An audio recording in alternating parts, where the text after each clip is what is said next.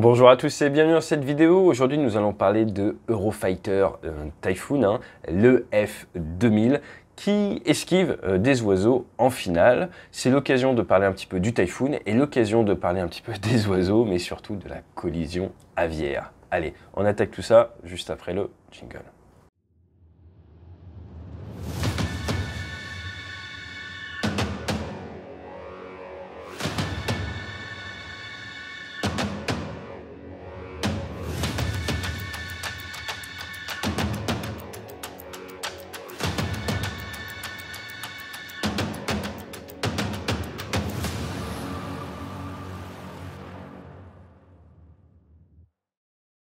L'Eurofighter 2000, c'est le premier vol, comme son nom ne l'indique pas, en 1994 et une mise en service en 2004. Début des développements en 83, j'étais pas né. Et à l'heure actuelle, il y en a 571 sur 661 qui ont été livrés à l'Allemagne, à l'Angleterre, à l'Italie, à l'Espagne. Il y en a un petit peu partout et ça souvent. Par exemple, les derniers clients, là, c'est le Qatar. Son petit nom de Typhoon, qui n'est pas sans rappeler un avion mythique de la Seconde Guerre mondiale, il a été décidé en 1998. Je crois que ça n'a rien à voir avec la victoire des Bleus. Toujours est-il, il a connu son baptême du feu, combat de Proven, comme on dit, en Libye en 2011, avec la Royal Air Force et l'armée de l'air italienne. Il faisait notamment des missions de bombardement et de reconnaissance. Le point peut-être le plus remarquable de cet aéronef, c'est sa propulsion. Ce sont ses réacteurs qui ont même un mode de guerre où ils peuvent donner individuellement 10 tonnes de poussée par réacteur pendant quelques secondes. C'est un aéronef qui pèse 11 tonnes à vide, 23 tonnes 5 en masse maximum au décollage, on est à peu près quelques kilos près comme un Rafale. Vous pouvez faire du Mach 2, légèrement plus rapide que le Rafale, monter au niveau 650 et prendre entre 9G, plus 9G, moins 3G. Jusque là, du grand classique. L'époque était un peu limitée en incidence, ce qui peut poser des soucis. Sur le papier, si vous voulez en acheter un, il est vendu du lâcher des freins au décollage en 8 secondes. Alors sur ces informations, il ne me donne pas la masse et il ne me donne pas le vent ni les conditions météo. Je pense que c'est plutôt favorable dans une configuration qui n'est pas une configuration lourde de guerre. Mais par contre, intéressant, ils vous vendent que du lâcher des freins au passage du mur du son, vous pouvez le faire en 30 secondes.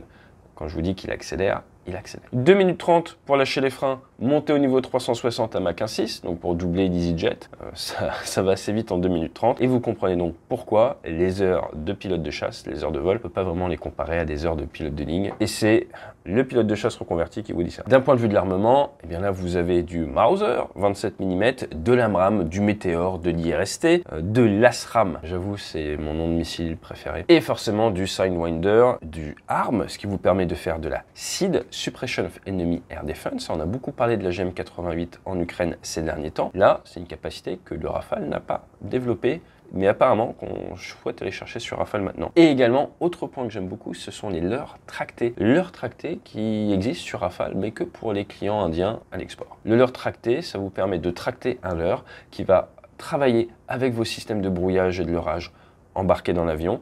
Vous allez pouvoir créer des déphasages, une amplification, et si besoin, votre leurre, il va essayer de faire de la séduction et attirer les missiles vers lui, plutôt que sur l'avion porteur, qui est sympa, et ce qui explique aussi que vous avez souvent plusieurs leurres tractés. À partir de là, vous comprenez bien que le leurre tracté peut avoir d'énormes avantages. Maintenant, en termes de manœuvrabilité, c'est toujours pareil. Vous gagnez d'un côté, vous perdez de l'autre. Nous pourrons faire une vidéo dédiée sur l'accidentologie des Typhoon, mais c'est quand même intéressant. Ils n'en ont pas perdu non plus tant que ça.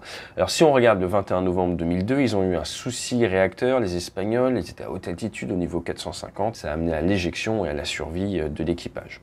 En 2008, il y a eu un posé train levé, il semblerait que ce soit une erreur humaine, c'est dommage, c'est déjà arrivé, par exemple sur Mirage 2000 en France, c'est arrivé à beaucoup de personnes, il faut toujours faire attention à bien sortir le train. C'est toujours les bases dans l'aviation qui vous posent des soucis, parce qu'on est toujours accaparé par d'autres choses et on en oublie les bases. C'est pareil dans le business généralement ou dans la vie de tous les jours. En 2010, là on a un accident beaucoup moins marrant avec une éjection, double éjection et malheureusement, il y a eu un souci au niveau d'un des sièges, il semblerait que le pilote ait été libéré de son siège éjectable sans l'avoir vraiment voulu, et donc tombé sans son parachute et est décédé. L'autre pilote a survécu. Ça a amené des modifications au niveau du siège éjectable. Il y a également des cas de collision en vol, notamment au-dessus de l'Allemagne. Ça nous rentrerons dans les détails sur des vidéos dédiées parce que c'est assez intéressant. Collision entre aéronefs, mais également collision avec un avion, un Learjet, qui tractait une cible dans le cadre d'une campagne de tir RR. Et malheureusement, eh bien, les pilotes d'équipage du Learjet est décédé. L'autre protagoniste de cette vidéo où on voit cette remise des gaz après esquive de la part du Typhoon, eh bien ça serait une buse variable. Et je pense que sur cette chaîne, on a déjà parlé de collision aviaire, mais on n'a pas assez présenté ce qu'était le danger du ciel, la buse variable. C'est un rapace diurne de la famille des Accipitridés. Ouais, je suis obligé de lire mes notes là. Accipitridés. Sa queue est arrondie, ce qui permet de le différencier. Son plumage est variable, d'où son nom. Jusque-là, ça me paraît logique. Et là, point intéressant, il fait 50 à 55 cm de longueur, 1,10 m à 1,30 m d'envergure, hein, mais bon, ça c'est quand il détend tout. Mais surtout, le mâle fait entre 500 g et 850 g, là où la femelle fait entre 700 g et 1,2 kg. Ça veut donc dire, ami pilote, qu'il vaut mieux percuter une buse variable mâle qu'une buse variable femelle. On peut être sur un rapport de 1 à 2, donc je vous laisse faire les petits calculs de mathématiques. En termes d'énergie, c'est pas la même. En France, forcément, il est protégé depuis la loi du 17 avril 81. Vous n'avez donc pas droit, et je cite, de détruire une buse variable, de la mutiler, de la capturer, de l'enlever ou même de la ramasser morte. Et pour vraiment faire tour de la présentation, il y a même eu de la musique classique dédiée à la buse variable. Alors on en rigole, mais la collision aviaire est un véritable danger. Et vous pouvez facilement perdre un F-16, un super étendard, même des avions comme le F-35 face à des oiseaux qui n'ont pas le même budget de développement. Rien que cette année, en 2022, il y a eu de nombreuses collisions aviaires et peut-être la plus médiatisée a été celle d'un des pilotes des Red Arrows, la fameuse patrouille de représentation britannique qui a beaucoup fait parler d'elle pour d'autres problèmes. Je vous rappelle que son leader a été renvoyé en Angleterre alors qu'ils étaient en tournée dans le Golfe arabo-persique suite à des soucis de relations extra-conjugales avec certaines de ces hommes, enfin de ces femmes, on dit de ces hommes. Mais cela ne nous regarde pas. Là, je le précise, cela ne nous regarde pas. Regarde pas, et ce n'est certainement pas à nous de divulguer les ragots. Toujours est-il, un des Red Arrows a tapé un oiseau et s'est retrouvé à voler un petit peu en cabriolet. Ça, c'est typique de ce qui peut vous arriver quand vous percutez un oiseau d'à peu près 1 kg à basse altitude. S'il tape la verrière, vous allez avoir ce genre de problème, ou vous allez perdre la visibilité parce qu'il y aura du sang partout. L'autre possibilité également, c'est que s'il rentre dans l'entrée d'air et que vous êtes en monoréacteur, ça risque de détruire votre réacteur. Avec des avions qui ne planent pas très bien, c'est souvent vous condamner à l'éjection. Il y a eu des cas en Alpha Jet également. À partir de là, il faut en permanence regarder devant soi. Que ce soit un avion léger, en ULM, en avion de ligne. Il y a des avions de ligne qui ont même déjà tapé des planeurs. Que ce soit en avion de chasse, il faut regarder devant, scanner méticuleusement. Et ce n'est pas parce que vous volez à 900 km/h ou 1000 km/h que vous ne pouvez pas détecter un oiseau. Si vous avez un bon scan visuel, si régulièrement vous regardez devant vous, vous allez pouvoir détecter les oiseaux. Les oiseaux, s'ils vous entendent, rabattent une aile, essayent de descendre. Donc de manière générale, face à un oiseau, nous essayons de monter. On tire sur le manche plus qu'on ne pousse. Je vous rappelle qu'il y a un Robin d'Air 400 140B le 18 avril 2021, qui suite à une grosse collision aviaire, malheureusement s'est écrasé. Il venait de l'aéroclub Paris Aéro et 4 personnes sont décédées. Donc il faut à tout prix essayer de détecter ces oiseaux. Ne comptez pas sur leur système d'évitement, essayez-vous d'éviter. Et c'est en fait la raison pour laquelle je m'attarde sur cette vidéo. Vous pouvez le voir, vous êtes à bord d'un avion à plusieurs dizaines de millions d'euros, vous êtes en approche, il y a des oiseaux qui vous passent devant. Eh bien, il y a un moment, si vous estimez qu'il n'est pas possible de se poser en toute sécurité, les ailes à plat, plein gaz, remise des gaz. Certains grands terrains ont des dispositifs d'effarouchement, anti-oiseaux. Vous pouvez même avoir des fauconniers sur certaines bases.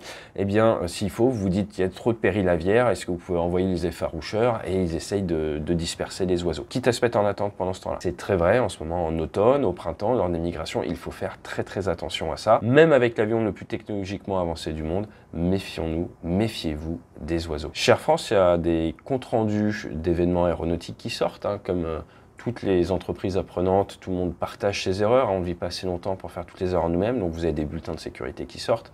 Vous avez des bulletins dans l'armée, il y a des bulletins dans les grandes compagnies. Pourquoi je vous parle d'Air France? Parce que ça m'avait marqué, on m'avait dit que, je ne sais pas s'ils le font encore, je ne suis pas chez Air France, mais qu'il y avait une phrase souvent qui était marquée où il disait, par exemple, ce mois-ci, il y a eu 30 remises des gaz, et il rajoutait en dessous, ce n'est pas assez. Et ça, c'est un point parfaitement aligné à l'état final recherché de l'aéronautique, qui est la sécurité. Dites-vous bien qu'il n'y a pas assez de remise des gaz. Vous avez le moindre doute, remettez les gaz. Si vous me dites, ah bah oui, mais ça me prend du pétrole, et oui, dans le cas du Typhoon, ça lui a sûrement coûté 200-250 kg de pétrole, je vous dis, on n'est pas censé revenir au terrain avec 0 kg. Ça peut arriver dans certains cas vraiment pas conformes, mais normalement, vous arrivez avec de l'attente, avec du pétrole supplémentaire. Ça sert également à ça, la sécurité, la remise des gaz. Donc la remise des gaz peut vous permettre d'éviter des oiseaux. Attention néanmoins, hein, évitez les oiseaux, mais évitez également les gros oiseaux, les autres avions dans le circuit. Nous l'avons vu cette année, il y a eu de nombreuses collisions lors de l'arrivée en finale ou sur la finale avec des avions sur différents plans.